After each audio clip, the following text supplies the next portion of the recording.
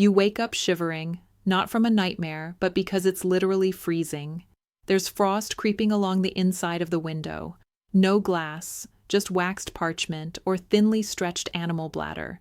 It lets in light and cold. Your breath hangs in the air like mist.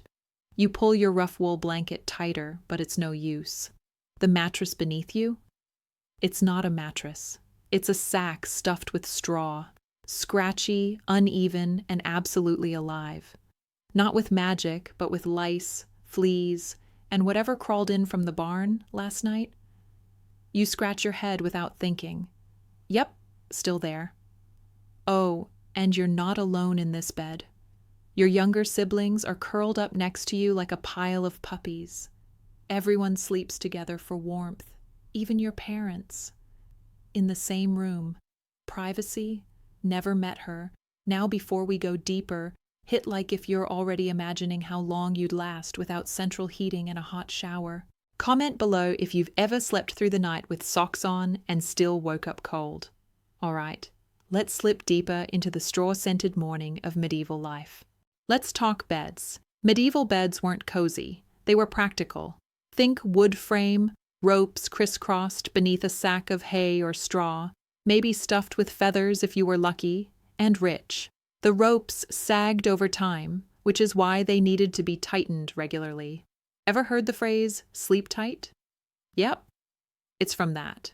There's no mattress topper, no memory foam, just lumps and pests, fleas, lice, sometimes bedbugs. If you're really unlucky, mice, blankets, wool, heavy, scratchy, often infested. Sheets? You might get linen if your family's well off. Otherwise, you're sleeping in your day clothes. Yes, the ones you also work in, sweat in, and other things in. The bed isn't just for sleep either. It's where you're born, where you nurse. Sometimes it's where you die, all in the same pile of straw. But hey, at least you're warm, right? Until you roll over and someone's stolen the blanket in their sleep. So, what time is it? Well, there's no alarm clock, no phone. You wake up when the rooster crows, or when your mother pulls the blanket off you yelling, "Get to the fields!" There's no brushing teeth, no morning coffee, no quiet scrolling time on the toilet, and no toilet, but we'll save that for later. Your morning starts with stretching sore limbs, grabbing your shoes, or just going barefoot, and stepping outside into the cold.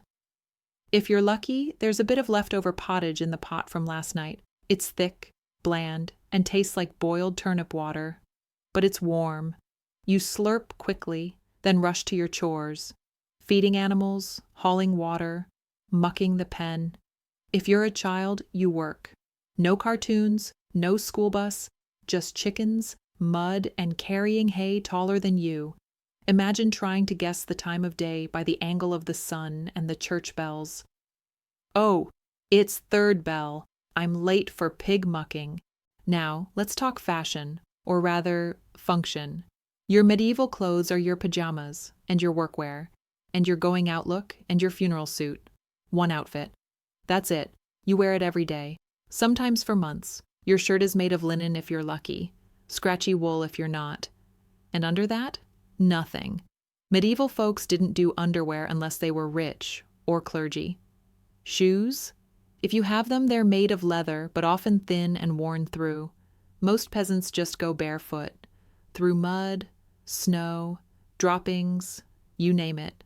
There's no laundry day. Laundry is work. Washing clothes means fetching water, boiling it, scrubbing with lye or ashes, and hanging it to dry. You do that maybe a few times a year. Instead, you just air things out, or wear them until they rot off. Now imagine wearing your hoodie for 120 days straight, through rain, sweat, and manure. Still want to time travel? So, what's for breakfast? If you're lucky, a crust of dry bread, maybe dipped in ale. Not because you're rebellious, but because water could literally poison you.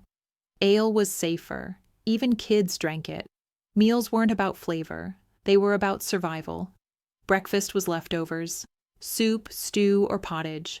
A sludge of grains, root vegetables, and maybe a few wilted greens. Meat? Rare and precious. Sugar? Nope. Coffee? Not here yet. eggs and bacon? Sunday luxuries, maybe? You're hungry. But you're always hungry. Your body is used to it. Just enough fuel to keep you going. Never enough to feel full. Sometimes you chew bark or boiled weeds. Anything to stop your stomach from growling louder than the church bells. Feeling peckish? Comment below if you'd last more than 2 days on porridge and sour ale. Let's get one thing straight. It's cold. All the time. No central heating, no fluffy slippers, no fleece blankets. Your cottage is made of timber or stone with a thatched roof. It leaks. It drafts.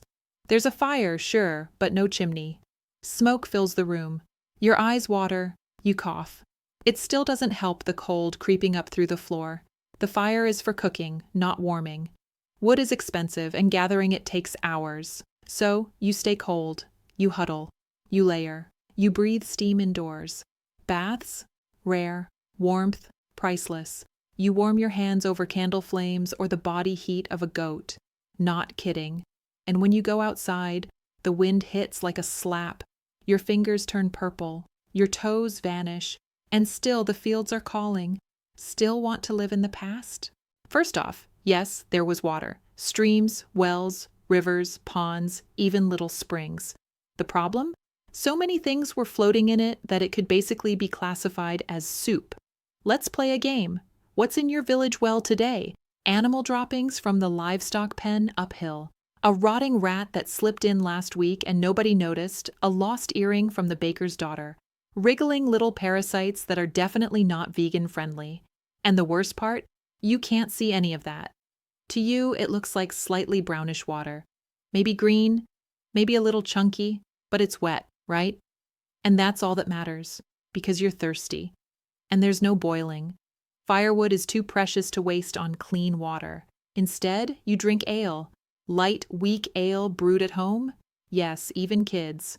Because fermentation kills the bad stuff, and at this point, you'll take a headache over dysentery. Comment below if your childhood drink of choice was juice boxes, and you now feel incredibly privileged. Let's say by some miracle, your well hasn't been cursed by a local goat. Cool. But guess what? It's a 20-minute walk away. You take a bucket, wooden, heavy, with iron bands, and that's before you fill it. You trudge there barefoot, over pebbles, through mud in rain, while being yelled at by your older sister to stop dawdling. You fill the bucket, heave it up, and carry it home, sloshing against your leg the whole time. If you spill it, back you go. And yes, it's usually women or girls doing this. Fetching water is so built into your morning that you don't even complain. Well, you do, but quietly, in your head. Now compare that to turning on your kitchen faucet today. Cold water, clean, immediate. I mean, have you ever thanked your plumbing? All right, so you fetched the water, time for a bath, right? Nope. Baths are a whole production. You have to drag in extra buckets, heat them over the fire, which takes hours, pour them into a big wooden tub. Hope no one else used the tub first. And here's the kicker. Entire families share the same bath water. You go in order, usually from oldest to youngest. So by the time little Timmy gets in, he's basically soup stock. Public bathhouses? Oh yeah, they existed, but not like a spa. You strip down next to strangers, get scrubbed with rough cloth, and maybe get poked with a red-hot iron if you have lice. Sometimes there's gossip, sometimes there's diseases. Honestly, it's cleaner to just not bother. Which is what most people do. Maybe a full bath once a month. Spot clean the face and hands when necessary. Comment below if you've ever skipped a shower and felt guilty. Now imagine doing that every day and calling it normal.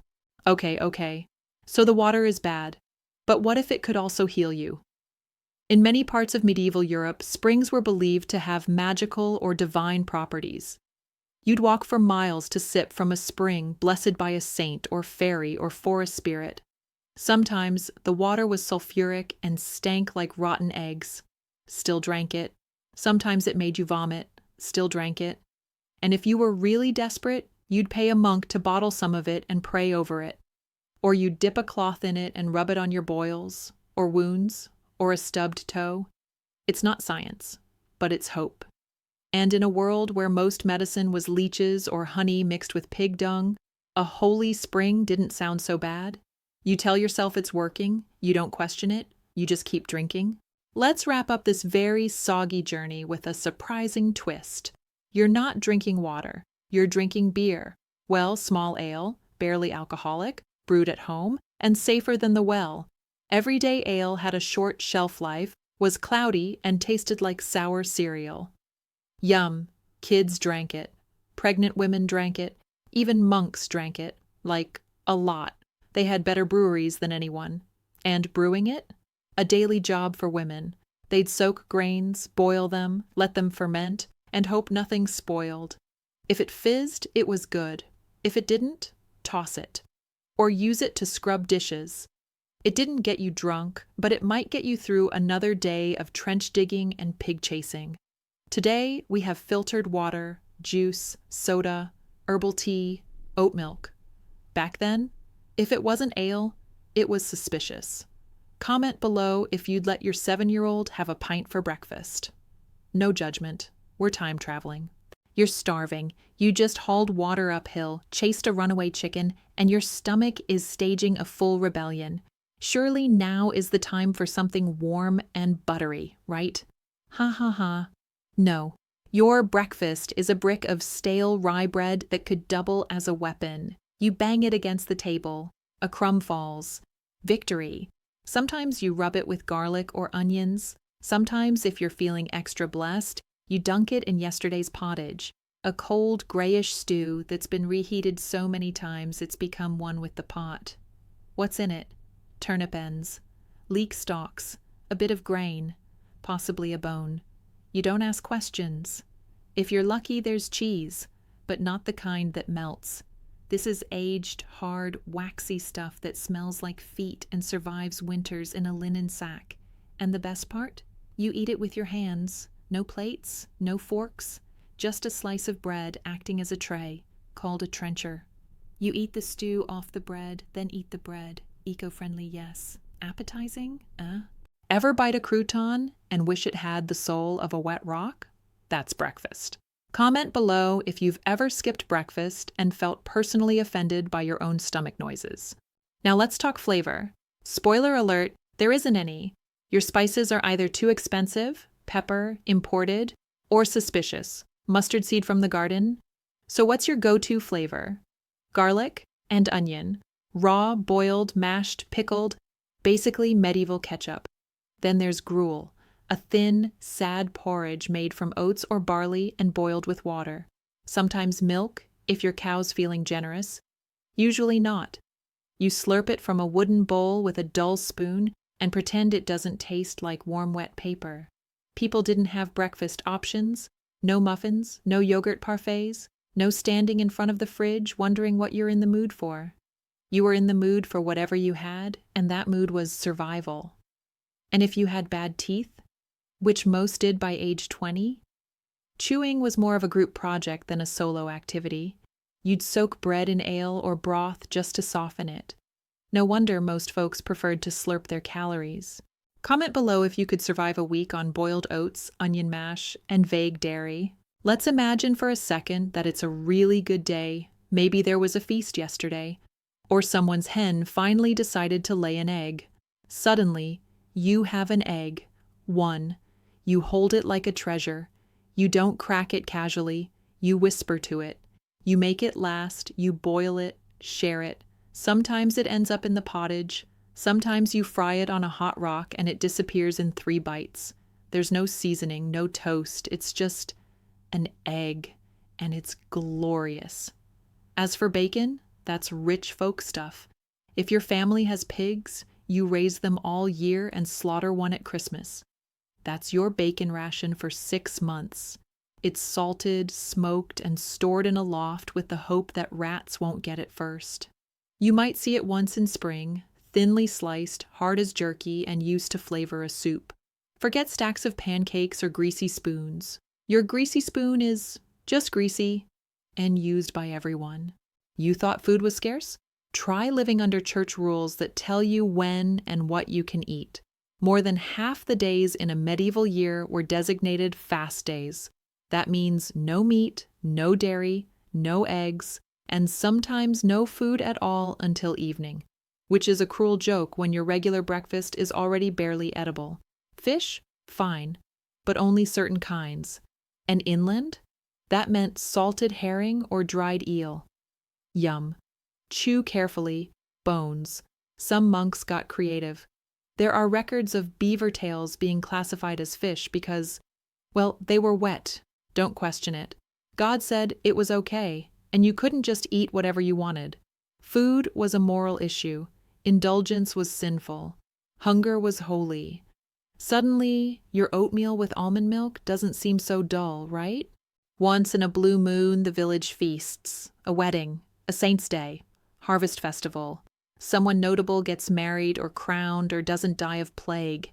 Suddenly, everything changes. Bread is warm, butter is fresh, there's honey, ale flows. Maybe there's cheese curds and meat scraps and berry tarts. The village shares it all, and for one morning, you feel rich. Kids laugh, adults actually smile. Chickens wander freely without being chased. Even your neighbor stops complaining about your goats. But you know it won't last. Tomorrow, it's back to the pot of pottage and sad garlic mash. So today, you eat like royalty, even if it's just for breakfast. Comment below if you've ever gone to a holiday buffet and thought, this is it, this is the peak of my existence. Let's start with a paradox. Your floor is made of dirt, but you still have to sweep it. Yes, really. You take a bundle of stiff twigs tied with a string, your broom, and push around straw, soot, crumbs, and mystery stains. The floor isn't flat. It's uneven, sometimes with old food mashed into it, sometimes with chicken droppings if someone forgot to latch the door again. You sweep to one side, then sweep again when the wind blows it all back. There's no soap, no disinfectant. You might use ashes or sand to scour things. The table gets wiped with a rag that's just always damp. Nobody knows why. You wipe and smear and wipe again. Good enough. Sometimes herbs are scattered on the floor to help with the smell. Thyme, lavender if you're fancy, or pennyroyal if you're worried about bugs. Does it help? Slightly. Does it make your nose twitch like you've been pepper sprayed by a garden? Definitely. And don't forget the thatched roof, which sheds straw and dust constantly. You'll be sweeping that out of your stew later. It's fine. Extra fiber. Comment below if your version of cleaning is lighting a candle and pretending the mess doesn't exist. You'd do great in 1350. Okay, we just talked about water in Chapter 2. But here's the real heartbreak. You're hauling it constantly. You need it to cook, clean, feed animals. Do laundry, once a season maybe. Scrub your sibling's unfortunate accident off the floor, and it's always heavy, always sloshing. You carry it in a wooden bucket that leaks a little, just for fun. You trip on a stone, back you go. Spill half of it when the goat headbutts you mid-step? Tough luck. The well is probably shared by the whole village, which means it's crowded. You wait your turn. You nod politely. You gossip a bit. You carry the bucket back with your arm going numb. Repeat the process 5 times a day. And in winter, that well might freeze. So you break the ice with a rock and pray you don't fall in. Water's cold. Your hands go red, your breath fogs. But your chores don't care. Ever complain about unloading the dishwasher? Comment below if you'd like to trade it for a 20-minute slosh march through a frosty cow path. Now let's get to the garden. Not the flower bed type. No roses, no begonias. This is survival soil. You grow leeks, turnips, onions, cabbage, the holy grail of medieval digestion. You dig with a wooden spade, your hands, or anything vaguely pointy. There's no fertilizer except manure. Your fingers are stained, your knees ache. The bugs don't care about your suffering. There are no gloves, dirt under every nail, worms squirming between your toes. You whisper to the plants to grow faster because dinner depends on it. Pests? You pick them off by hand. Sometimes your dinner is the pest. Ever had roasted slug? Probably crunchy, maybe chewy, maybe both. And just when things start looking green, hail, or frost, Or your neighbor's goat finds a hole in the fence and eats your entire patch of cabbages. You sigh, pull weeds anyway, and try again. Compare this to the grocery store where you can buy lettuce in December wrapped in plastic. Just take a moment, hug your spinach bag. Comment below if you've ever killed a succulent and now feel personally attacked by history. Let's talk clothes. Every stitch you wear, someone made it by hand. Wool gets sheared from sheep, cleaned, carded, spun, dyed, maybe, woven, sewn. You know how long it takes to spin thread with a spindle? Hours, days. You sit there twisting fibers while your younger sibling chews on your ankle. Or the cat steals your wool. Then you sew by candlelight, bent over rough fabric. Your fingers bleed, your thread tangles, and halfway through, someone spills ale on your work. You cry a little, quietly, then keep going. New clothes? Rare. If something rips, you patch it. If it tears again, you turn it inside out and wear it anyway. Eventually, it becomes rags, then a towel, then fire starter. And guess who does most of the spinning and stitching? Yep, women and girls. It's considered part of your training for life. Comment below if you've ever spent $25 on a t-shirt and still thought, ugh, I have nothing to wear. We see you. Medieval folks would have fainted at your closet. You smell it before you see it. The barnyard is alive. No, too alive. Chickens dart underfoot. Pigs squeal in muddy pens. A goose eyes you like it's planning something. Feeding time is chaos. You toss slop into a trough and immediately regret looking at it. It's yesterday's pottage, moldy bread, possibly a boot. Pigs don't care. They dive in. It's disgusting and kind of inspiring. You check for eggs. Chickens peck your hand. You get one egg and a bruise. Worth it? You milk the goat. She kicks you. You step in something suspicious. Your sleeve is soaked in who knows what. You whisper a small prayer that no one sees you like this. Animals are precious. They're your wealth, your food, your compost pile, and sometimes your heating system. Huddle with a pig, stay warm. It works, probably. But they are also loud, messy, constant. Want a pet? Cute. In 1350, your pet is either your dinner or your coworker, sometimes both. Comment below if your dog ever barked at 3 a.m. and you thought that was stressful. You wake before the sun, yawning dirt into your mouth, and stumble out to the fields. Your back already aches before you swing the wooden hoe. The air smells like damp earth and manure, so fresh it might as well have a mascot. You spend the morning turning soil, planting seeds, pulling weeds. The sun climbs and your shirt clings to your skin, soaked with sweat. Your fingers blister. Insects dive bomb your face. You admire farmers today who get tractors and shade. By midday, the sun scorches and you pause, panting into a rag of cloth, drinking water or ale because you're smart. Then back again, harvest, weed, plow. Repeat until the sky turns pink and you are dust. At dinner, every muscle screams. Still, you inhale pottage like it's Michelin star cuisine. Because it's your luxury. Modern gyms, your medieval life is daily CrossFit, without protein shakes, but zero selfies. Did that last rep feel tough?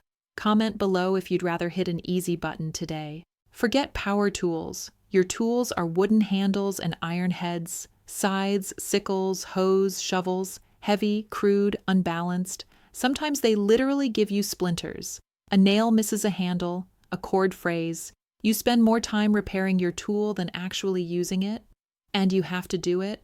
Or your backup tool is silence and weakness. Those tools are shared with the family. If grandma uses the hoe wrong and snaps the shaft, you're borrowing her sadness until it can be replaced. Sharpening blades means stone and sweat and, if you're lucky, someone who knows how to get the edge just right. If you're unlucky, your ginger finger. Ever tried assembling IKEA without instructions? Now imagine forging your own hammer. Comment if you've ever dropped a screwdriver on your toes and thought, that's medieval pain training? Children aren't playing in the fields. They're apprentices. You start learning the family trade by dragging wood, carrying baskets, or stitching leather until your hands harden. Boys at the age of 7 carry tools, girls spin wool and sew shirts. The silence is broken only by the clang of tools. the murmur of counting stitches, or your sigh when your task is done, only to be told, make 30 more. The day stretches endlessly. You take pride in your progress, though. You learn to shear, weave, stitch, tile. But it's a slow burn. Its hands meet lumber by noon, fingers aching and mind dreaming of school bells. There's no school bells. You live every day like you're in training for something bigger. But for most, big is staying alive. Comment if you've ever had a job where you felt like the intern forever, except you don't earn money and you're 10. After the field and the tools, it's time for domestic labor. In the afternoon, you sort grain, thresh it, winnow it by wafts of breeze. You hand grind flour, blackened stones turning your hands pale grey. You sift chaff from meal and pray no grit remains in your next bread loaf. You also churn butter if the cow gave milk. You stir a large wooden churn until your arm feels like jelly, but the reward is fresh butter each tiny batch. Luxury for peasants. Then there's childcare. Younger siblings need tethering. Fire needs tending. Bread dough must be set to rise, in a wooden trough covered with linen. And yes, you reset bets on whose turn it is to fetch water. It's a full-circle chore day. Work deadlines? Try juggling 18 tasks, 3 toddlers, and 1 busy mother while hearing the church bell ring for vespers. If you've ever thought multitasking was a modern curse, medieval life would make you giggle and cry in solidarity. Comment if you'd rather manage Excel sheets. If it's market day, the dawn chorus resumes early. But this time you're hauling goods, eggs, butter, cheese, grains, maybe a fowl. Your basket clinks with jars sealed in wax, and your path reek of manure, goat breath, and the occasional perfume from a traveling merchant, faint but notable. At the marketplace, textures explode, rutted mud roads, dust, sweaty bodies pressed close, the scent of goat cheese mixing with smoke from cooking stands. Your wares sit on woven mats. Neighbors haggle. You try not to sneeze as you count pennies. Sometimes you trade a stool or some honey for cloth or tools. Sometimes you just chat. Community and dirt. The market closes by midday. Then you haul the unsold pile home with relief only slightly mixed with embarrassment. Modern life, push a cart through air-conditioned aisles, tap a card, leave. Medieval life, press through crowd to barter a chicken or grain, count metal coins, walk home with pies and pride and aching feet. Comment if your biggest market adventure was deciding between organic kale and avocado toast. Try carrying 6 eggs knee-high in mud next time. You're 10. You've mastered tying 1 shoe, sort of. But now you're hauling dough, fetching buckets, and learning crafts while the sun rises. No, really. Sunrise is your alarm clock, and you're expected upright before its glow cracks across the sky. You show up at the workshop, clutching tools that are almost your size. The master gives you a task: stitch simple seams, sort wool fibers, or clean raw hides. You wince when the needle pricks your finger, again. You're expected to keep going, because if you can't carry wool, someone else will. Harder. You wear your work valveless through layers, linen shirt, wool tunic, patched hose, and it's all scratchy. Your fingers smell like lanolin and stale ale by midday. Your knees ache. But you're proud, too. You're learning. Someday you might craft a beautiful shoe or weave a fine cloth. But first, you learn humility. Ever outsourced a tedious task with Uber? You'd faint from shock here? Comment below if you'd rather stitch a tunic than rebuild someone's Wi-Fi again. If you're not apprenticed in the workshop, you're out in the fields again. But here's a twist. Kids have specific roles. Some carry firewood, others herd chickens, some follow the plow behind oxen. The boy who herds chickens quickly regrets the job when one flies off the path and leads you into nettles. The one hauling wood ends up with splinters deep in arms. The water bearer, mud knees and bruised shoulders. You're covered in dust, sweat beads on your brow, clothes sticky with sap or manure. The sun tints your skin bronze by the end of the summer. Mosquitoes swarm. Your hands shuffle between blistered and calloused. The evening rest? brief and groaning. Your ribs ache from leaning heavy tools. The difference between workshop kids and farm kids. Workshop kids smell sheep wool. Farm kids smell everything else. But weather? Everyone feels it equally. Comment if you still complain about your 9 to 5 sitting desk. Try dusk chores with no electricity. You haven't read a manual, you learn by messing up, and your mistakes are distinctive. Cutting too much thread, spilling wax on the floor, collapsing the scaffolding, or tangling wool in a wheel. The master sighs. A blunt stitch pairs well with patience. If you drop a tool, you're fined with extra chores. Every mess multiplies. Cleanup, apology, repetition. But slowly, day by day, you pick up rhythm. Your hand steadies. Your sewing lines straighten. Your carving edge smooths. The apprentice experience is brutal love. Night comes, and you fall asleep before dinner. You dream of smooth leather, gold-trimmed cloth, elegant tools. You wake with splinters still in hand and pride creeping into your chest. Comment if you've ever built IKEA furniture without directions and realized you built half of it upside down. Same, but with no warranty. You think homework is bad? Try hauling water, tending animals, feeding fire, and cooking supper, all before eating supper. And bedtime? When the candle guttered out. Children are integral to running the household. You carry jugs of milk from the goat shed, stir porridge, sort grains, wash vegetables, feed chickens, sweep floors, chase after toddlers. One task finishes, another begins. There's no lull until everyone else collapses. Often chores are sweaty entertainment. Tasks repeat, day in, day out. Scrub the pot, refill the bucket, oil the wheel, patch the door hinge, all with rudimentary tools and no ergonomic grip. Your feet ache, your hands chafe, your face gets smudges from ashes and soot.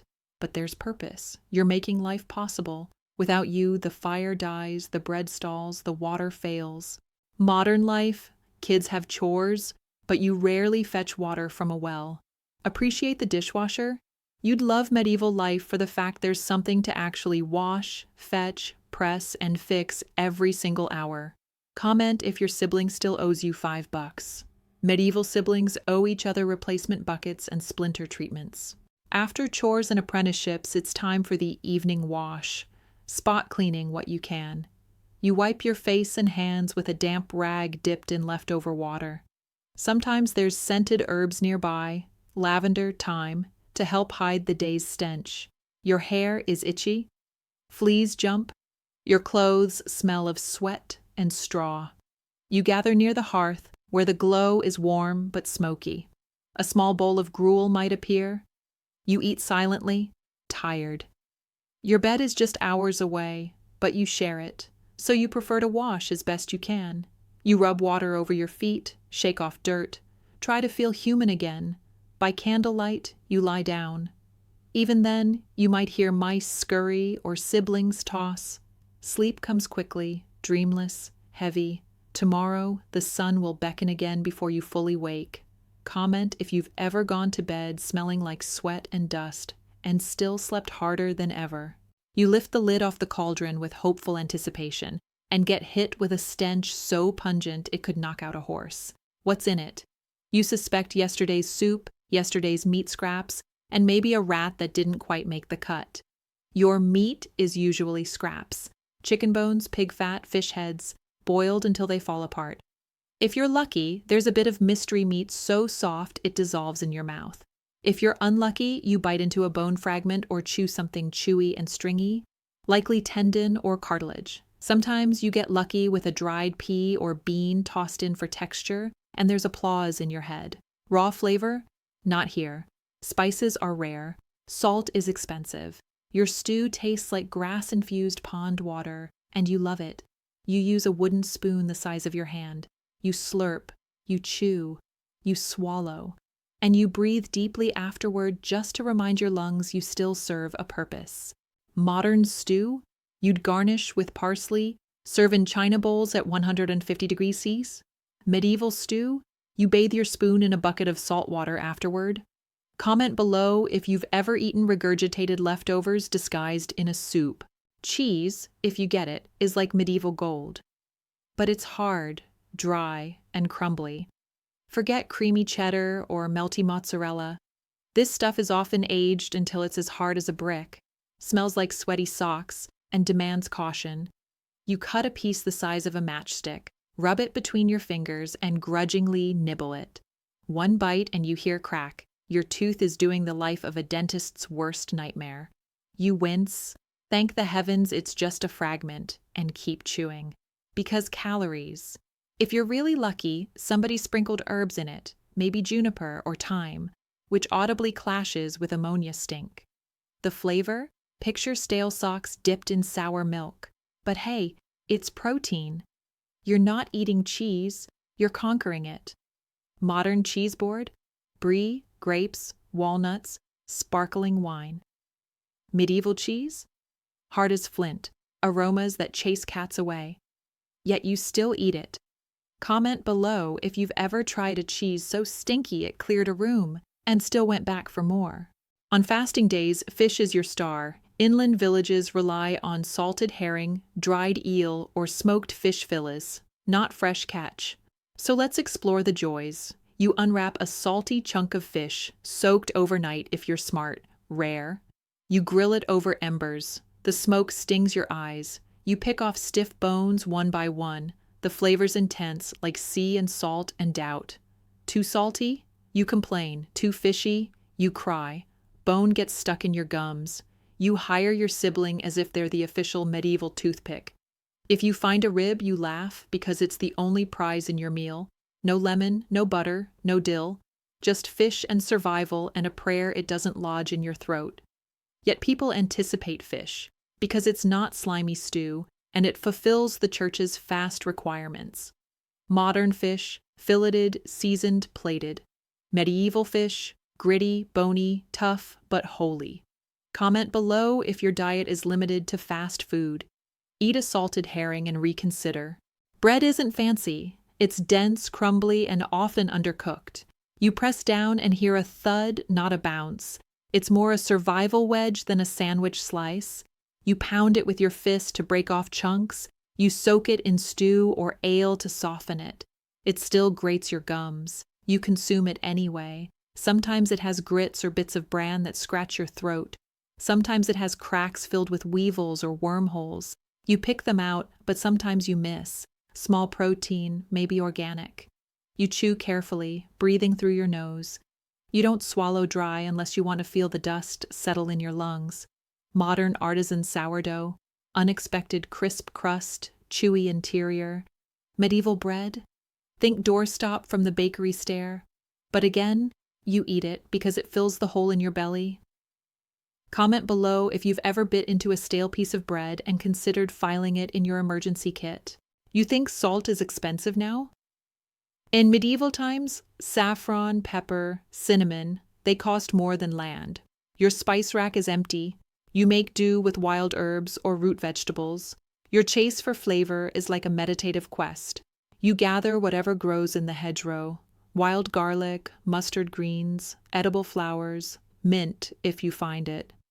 You crush them clumsily with a mortar and pestle, or your teeth. Sometimes you ferment cabbage, proto-sauerkraut, pickle onions. Sometimes you mash herbs into paste and smear them on bread. Flavor is subtle, bitter, strange, adventurous, but not indulgent. You savor the moments you taste something bright, mint leaf sambal or parsley mash. It's tiny sensory fireworks in an otherwise dim palate. Modern, za'atar, spiced avocado toast. Medieval, bruise a leaf and whisper, pizzazz. You accept it. You smile deeply for this rare moment. Comment below if you've ever made your own herb paste and felt like a gourmet, even if the neighbors just thought you're weird. You step into the family cottage and your eyes burn. That's not onion, it's hearth smoke. Instead of a chimney, smoke billows straight into the room.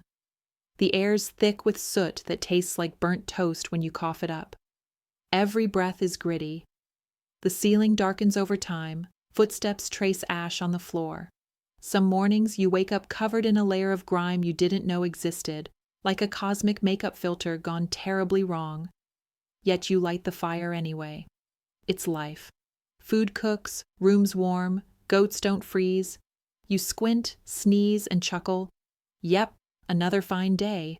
It's absurd, like choosing to live in a permanent sauna with no exhaust. Imagine complaining about a smoky steakhouse today? Ha! You'd cry for flush ventilation in this cottage. Comment below if you'd rather sit in a smoke-filled room continuously, or if you just appreciate your kitchen hood now. Now breathe, cough, wipe. That's your daily ritual. Everyone's lungs are coated in soot. Your cough is like a creaky door opening. Come cold season, sniffles, fevers, drippy noses.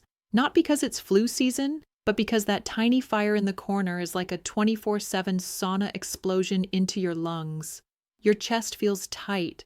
You pretend it's allergies or just a bit of dust. But dust isn't just dust.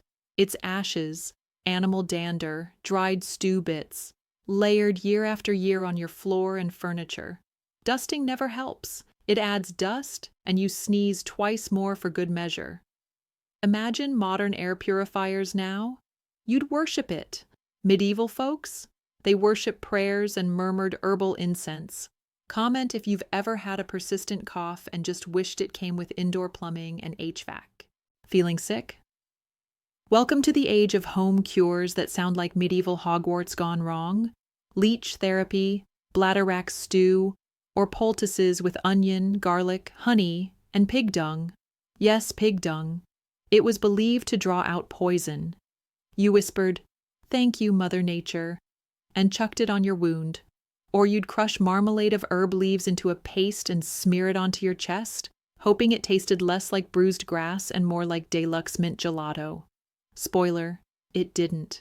Sometimes you brewed possets, hot milk curdled with ale or wine, flavored with nutmeg. Yep, medieval chai. Tasted like fuzzy yogurt with booze. You drank it because you believed it worked. Hope tastes funny, but it's comforting. If nothing worked, you prayed. Mass, relic touch, switching priest, repeating church. It's science, but faith-based with dramatic effects. Comment if you've ever tried a DIY remedy that smelled so bad you hoped you'd be well soon just to stop it. Who's lurking in the corner? The devil? A ghost? A curse? Every creak, draft, cough is someone hovering.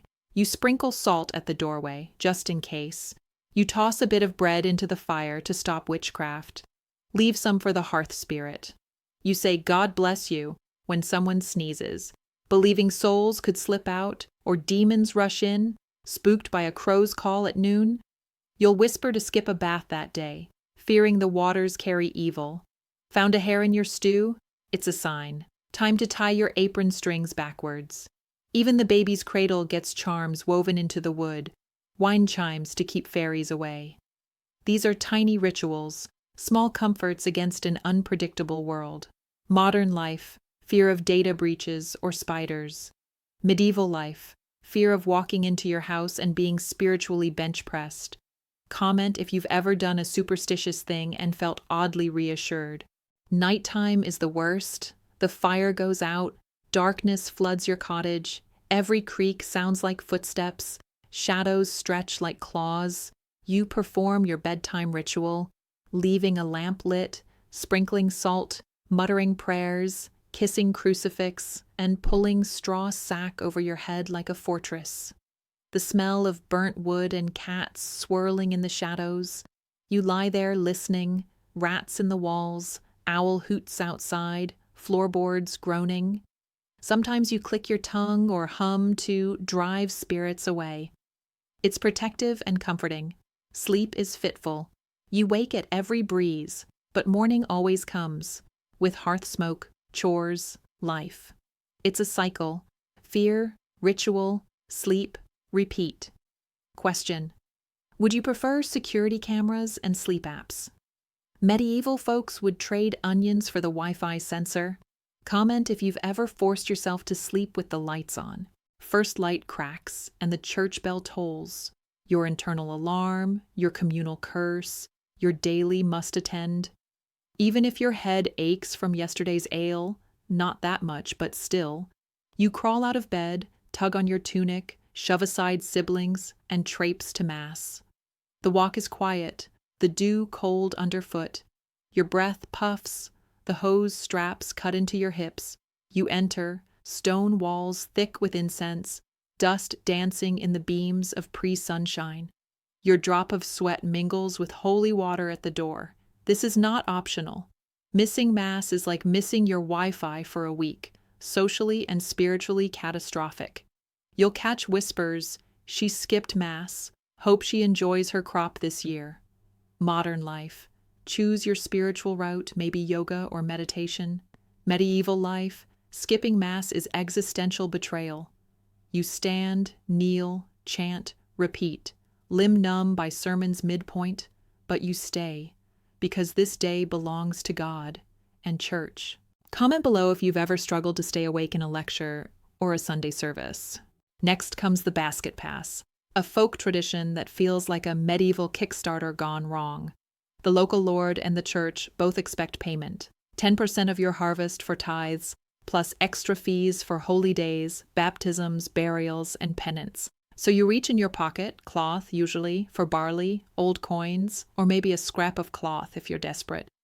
The basket rattles beside you like a begging bowl. You glance sideways, hoping no one notices your empty pouch. Verge of embarrassment. Mispaying? You're not missing out, you're doomed. The parish clerk knows.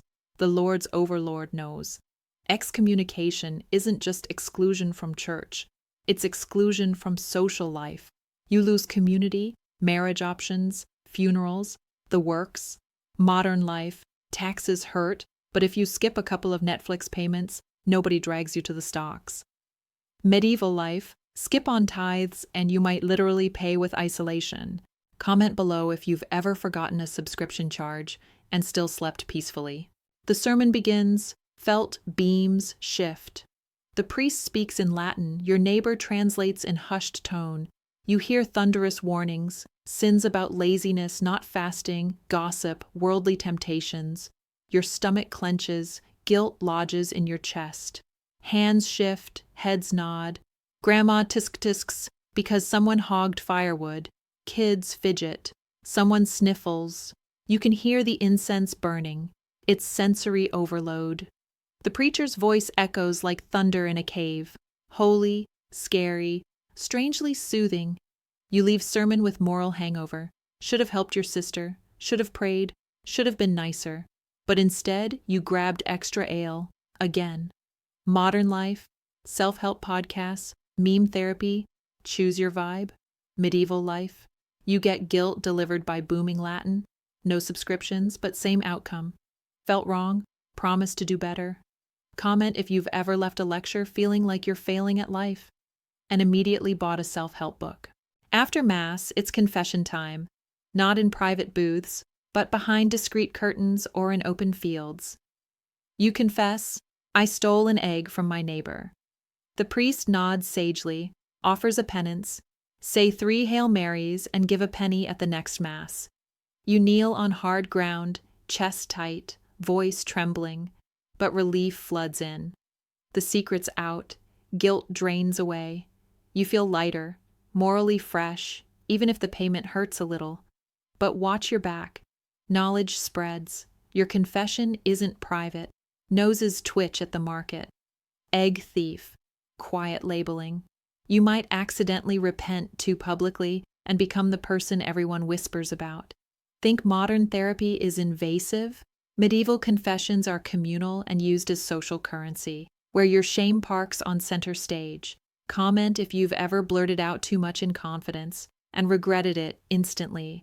Religion colors every day. No such thing as secular in 1350.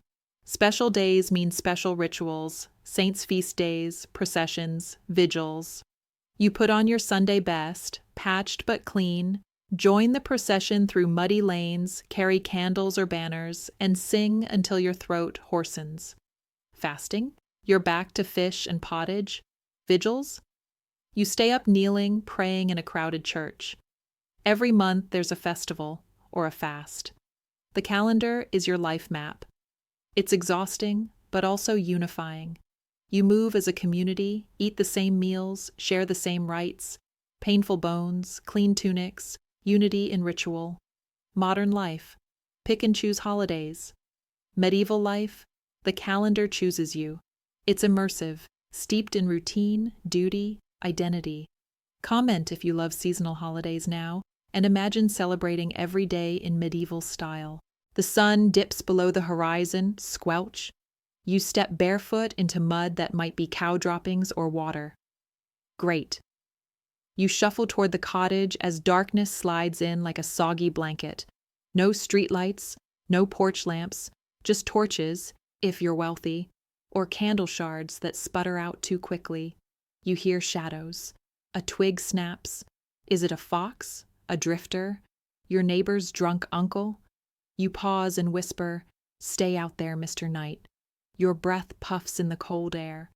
The door creaks. Did you leave it locked? Nope. There is no lock. Darkness is the lock. Interior smells of smoke, goat, your sweaty work tunic. You sweep the floor by candlelight. You hope nothing big creeps in. Rats? Nope. Worse, a wandering neighbor stumbling inside at 2 a.m. Happens? The door creaks. You'll jolt upright, then sigh once the snorer leaves. Now compare that to your current bedtime. Blackout curtains, cozy blankets, medieval nights. They're auditory horror, but also humbling calm. Comment if you've tried sleeping with silence and found it overwhelming. You wake at 1 a.m. to rustling. You think it's your sibling, but it's worse. A rat the size of your hand, eyeing your bread stash. You strike it down with a slipper, thwack, thump, and drop onto the floor as other rodents freeze. Silence returns. You're sweaty, heart pounding, breadcrumbs scattered around its twitching body. Great ambiance. You flick the candle on. Roaches scatter like tiny ninjas. This is your house. These are your roommates. Some you tolerate, others you evict with muddy tools. Sometimes you tell stories about the one that escaped, and it becomes village folklore. Your blankets were meant for warmth, not bedbugs. But guess what? They're here too. You itch, you slap, you sigh. Sleep returns eventually, under a peace treaty you never signed. You stay, I stay. Modern pest control? Instant? Medieval? Your nightly routine? Check for rats, flick roaches, claw through blankets. Comment if you've ever woken to a spider and considered moving houses permanently. If you managed to keep a candle burning, congratulations. You now have tiny lights, giant horrors. Shadows dance on the rough stone walls. Everything creaks and transforms into monsters. That wooden beam becomes a looming neck. Your quilt looks like a snarling beast. Lovely. You poke at shadows. You joke to your sibling about ghosts. You hold the candle at arm's length. Flame flickers, sputters. You grip it like it's your lifeline. And then, whoosh, wind from the window sends it dancing closer to your sleeve. You jerks back, heart pounding. You laugh. You settle again. Candlelight becomes a calming ritual, even while your brain screams, "Don't look under the bed." Modern life, glow screens and nightlights. Medieval life, one candle, one fear, one shaky grin. Comment if you've ever been afraid of darkness, and then suddenly realized how silly it was. Before bed, there's a ritual, or riot.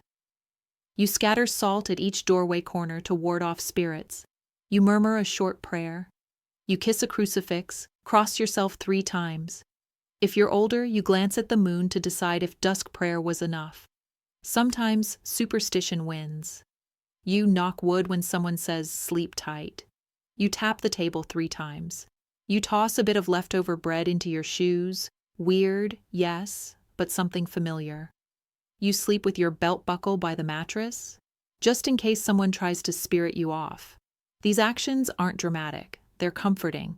Tiny steps to wrest control from violence of night, like making a mental checklist before sleep, except ancient, dusty, and spiritual.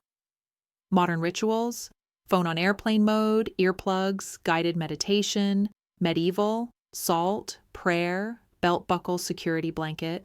Comment if you've ever had a bedtime ritual and can't sleep without it. Eventually, exhaustion wins. You drop into straw-lined sacks, heavy with tonight's grime and peace treaty with bedbugs. You practice deep breathing, in, out, until the hair on your arms stops standing. Through the night, you blink awake sometimes, hearing too much, darkness too close. You whisper a prayer, you breathe again. You visualize the morning light, the rooster, fresh air, comfort in routine. Sleep arrives less as rest and more like surrender, until dawn summons you back to chores, smoke, and soot. Modern sleep, quiet, controlled, often boring. Medieval sleep, raw, layered in complexity, vulnerability, connection to the natural rhythm and the world. Comment if you've ever slept out in nature and felt more alive for it. Imagine being locked in a wooden frame, head and hands secured, while rain pelts your face and villagers throw rotten turnips at your backside. That's the stocks and pillory in all their medieval glory. Public humiliation as punishment.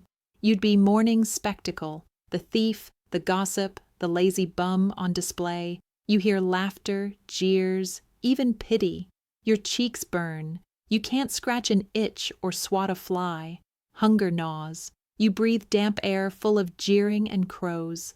It wasn't permanent, sometimes only hours, but after that, your reputation was toast. People whisper for years, "Remember the one in the stocks?" Yeah. Modern life. You get a slap on social media. Medieval, actual turnips. Comment below if you've ever been embarrassed in public and vowed to never show your face again.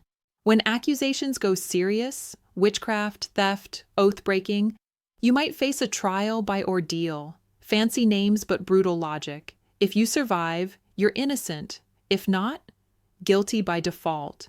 There's trial by hot iron. You carry a blistering rod, walk some paces, and bandage your hands. 3 days later, if the wounds look healing, you're innocent. If infected, well. Or trial by water, you're dunked. If you float, you're a witch. Evil repels water. If you sink, you drown and need a rescue. Neither result is reassuring. People vomit, soil themselves, beds tremble with superstitious gasps. It's a terrifying ritual masquerading as justice. And often, the outcome depended on your health, not your honesty. Modern judges judge by evidence. Medieval judges judge by fire burns and shivering in the pond. Comment if you've ever thought bureaucracy was slow. Consider yourself lucky. For the worst crimes, murder, robbery, rebellion, execution by hanging or beheading sealed the verdict. Execution day was a grim festival. You walk in knots in your stomach. The rope's rough fibers rub your neck. Crowds gather, some pray, some boo, some eat pork pies. The condemned struts, twice to avoid fainting, pants rustle, knots tighten.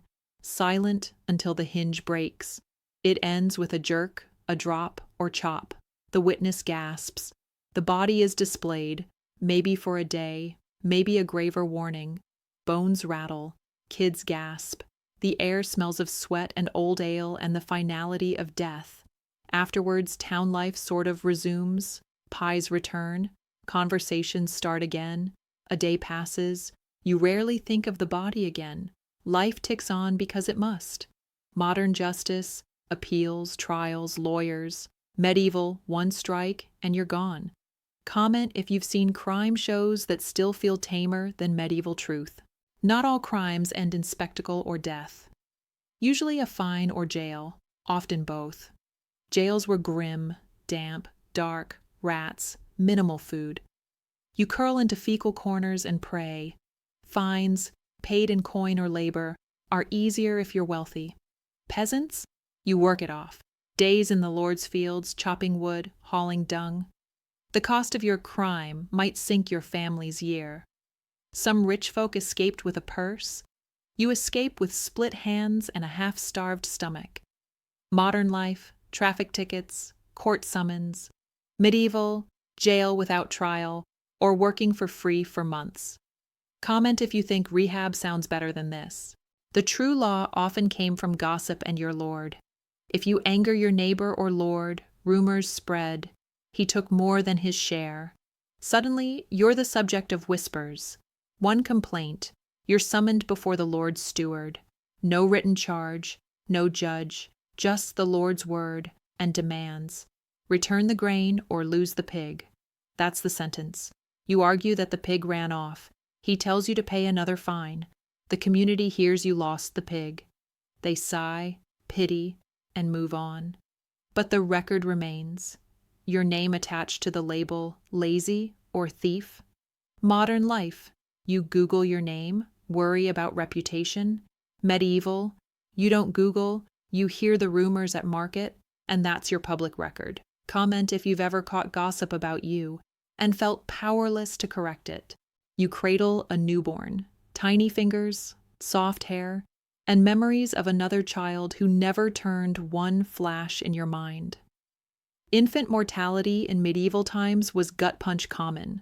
1 in 4 babies didn't make it past their first year. You breathe in the faint newborn smell, sweet, warm, fleeting. A day later, if the baby's skin turns pale or swollen, there's no neonatologist to call, just herbal teas and prayers.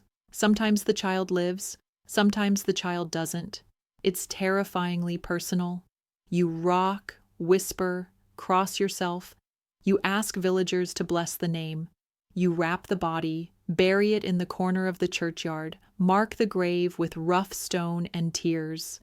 Each death loosens faith and tightens grief. You hang amulets on the crib. You nurse extra vigil for the next sibling. You live with both hope and fear ever present. Modern life, prenatal care, doctors, hotlines, medieval, consolation, prayers, cloaks to mend your heart. Comment below if you're grateful for modern medicine, or if you've lost someone you couldn't save. You slip while chopping wood and nick your leg. The cut gets infected. No antibiotics. You soak it in herbal concoctions, yarrow, plantain leaves, honey, sometimes pig fat. The smell is sweet, curdled, earthy.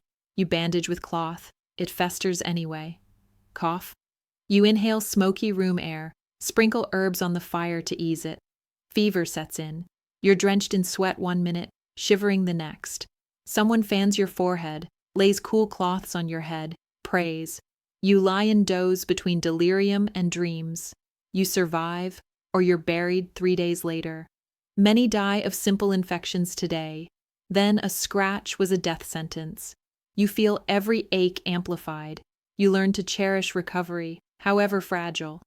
Modern hospitals, white walls, morphine drip comfort, medieval home care, sweat, tears, herbs, prayer, and acceptance of fate. Comment if you've been sick and appreciated the warmth of medicine and bed sheets. Death didn't vanish with the body, rituals held its memory. You line up wheat stalks, sprinkle salt on the coffin, a neighbor brings pottage, a priest recites prayers at the church door, candles flicker. The body is carried barefoot, covered in simple linen, often in the same cloth they were born in. You walk behind, singing psalms, faces pale. Everyone holds a torch. You reach the edge of the grave. Someone shovels the first dirt. The sound is hollow. You toss a handful. You say your name and step away. Return home. The house is silent. No laughter for days. Meals are small and bitter. Clothing is black or undyed cloth. You avoid celebrations. Your heart is raw. Modern funerals, flowers, suits, processed grief. Medieval funerals, dirt, prayer, song, and grief in slow motion. Comment if you've attended a funeral and felt the quiet weight of absence. After a neighbor dies unexpectedly, whispers fill the night. I saw them at the crossroads. Ghost lore permeates daily life. You close windows, say prayers, leave food by the door. Sometimes you hear footsteps outside, lights flicker, a distant lament. You check, nothing. You lie in bed, heart pounding. Folks believe spirits linger when wrongs were undone. You visit the grave, say sorry, promise better living. Sleep is uneasy until you feel the ritual worked, not logical, comforting. Children share ghost stories by hearth. The lonely monk, the weeping widow, the shadow child. They giggle, shiver, then fold into blankets. Modern. You watch horror movies, smirk, turn on the light. Medieval. Real grief, real hauntings, real rituals. Comment if you've ever believed in a ghost or pretended just to get extra blankets. Death loomed daily. Plague, fever, accidents, malnutrition. You live consciously. Slow conversation, strong hugs, unhurried meals. You notice wildflowers, goats grazing, copper sunrise. You treasure a full belly, a warm hearth, the laughter of children. You tell stories by the fire. You laugh until you cough. You weep too, but quietly. You sleep knowing morning might not come, but you're glad you said, "I love you." You cherish community in dust and sorrow. Modern life is often future-focused. Medieval folks were present-focused. No savings account could save you from tooth infection, so you savor the moment, even the foul smells, even the broken-down tools, even the turnip soup. Comment if you've ever slowed down to enjoy small moments and found they meant everything. And that's the end of our little walk through the darker corners of medieval life, friends. If you're still awake, give yourself a slow blink and a deep breath. Because, wow, what a time to try and survive. From soot-covered hearths to ghost-haunted nights, life back then was messy, raw, and strangely beautiful. But you made it through, just like they did. One muddy footstep at a time. So if tonight your bed is warm, your dinner stayed down, and no one accused you of being a witch, then hey, you're already doing better than most folks from 1347. If you enjoyed this journey, tap the like button like you're pounding grain at the mill, and leave a comment below. What part of medieval life would you definitely fail at? Bathing in a river, sleeping on straw, cooking turnips? Until next time, I'm Zuzu, the time-traveling monkey, swinging back into the shadows of history, just to tell you, gently, you're doing just fine. Good night.